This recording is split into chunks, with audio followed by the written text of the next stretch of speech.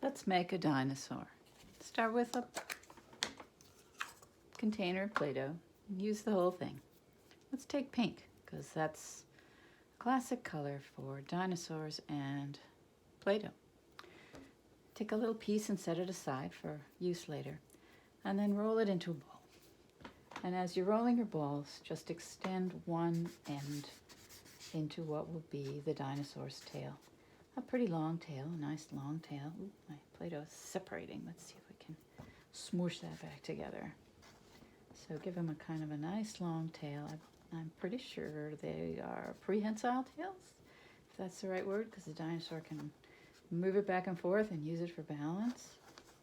Okay, now take the front half of your ball and pinch up the neck and the head. I think it's best if you can pinch features rather than making them separately and attaching them, but we do both ways. They both work. So here we are. We're pinching up a head and neck, and while we're at it, let's pinch out some front legs so that our dinosaur can walk around. Because he's got to walk around, right? There we go. Okay, now we have the general shape of the dinosaur's body and tail. And before we give him some back legs, which he sorely needs, let's give him another feature which will make him nice and ferocious. Let's pinch up some spines all the way along his back and tail. Spines or plates, bony plates, that go along the back of the creature for defense and attractiveness, so he can look nice and ferocious, and so that he'll be a pretty unpleasant mouthful if one of those other dinosaurs comes along and wants to eat him. So we pinch up his scales, bony plates, whatever the correct term is, all the way along the tail out to the end.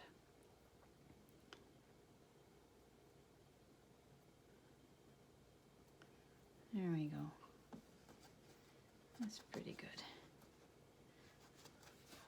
Okay, so now let's give him a couple more legs. Take the piece that we didn't use yet and roll out a snake.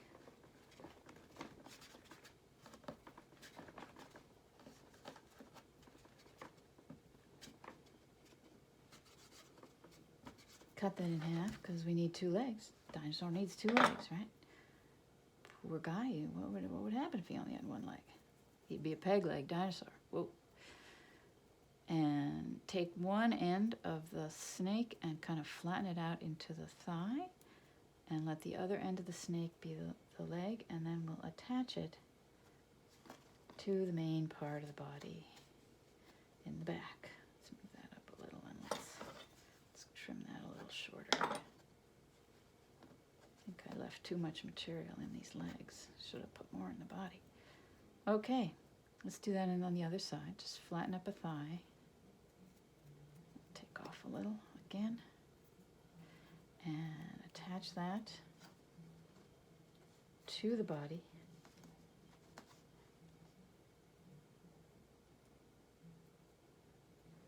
Giving them a little shaping. Now if we want to smooth it on a little better, you can take a knife and push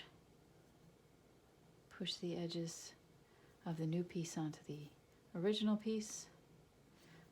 See how he's kind of wide in the back? That's good. It gets a lot of power so that he can really run and be a very, very, very attractive and ferocious dinosaur. Okay, I think his front legs are a little small. Maybe we'll add to those because we got some material left over. Let's give him some bigger front legs. Make them evened out.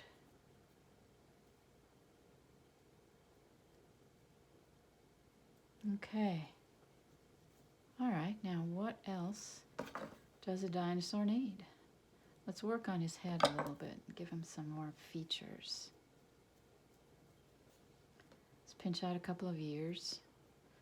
Because the dinosaur's got to hear, right? He's got to know what's going on around him. He's got to know if that Tyrannosaurus Rex is going to come try to interrupt his breakfast. Couple of ears. And now let's see, maybe we'll shape his head a little bit with a dental flosser. Let's cut some flat planes into his head to give him a little more bony look, because that's what we think dinosaurs look like, right? From their skeletons. Too bad they didn't have video cameras. And let's cut a little bit out from underneath here, because his chin is getting a little heavy. And you can reshape his head just a little bit. You can reshape anytime you want. That's the really good thing about Play-Doh. Okay, so now, what else does a dinosaur need? How about some eyes? We'll give him the simplest possible eyes. We're just going to put some holes in where his eyes go using the back end of the flosser. Oops, that's a little off center. Let's redo that eyeball. There we go. Make it even, more even with his other eye. And we'll give him a couple of nostrils so that he can breathe smoke and fire.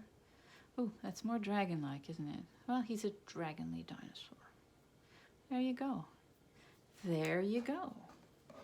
Here is our dinosaur, a reclining dinosaur. He's got a tail that can move back and forth until he dries, and a head that can swivel a little bit. And he's sitting down, having a nice day many, many millions of years ago. There you go.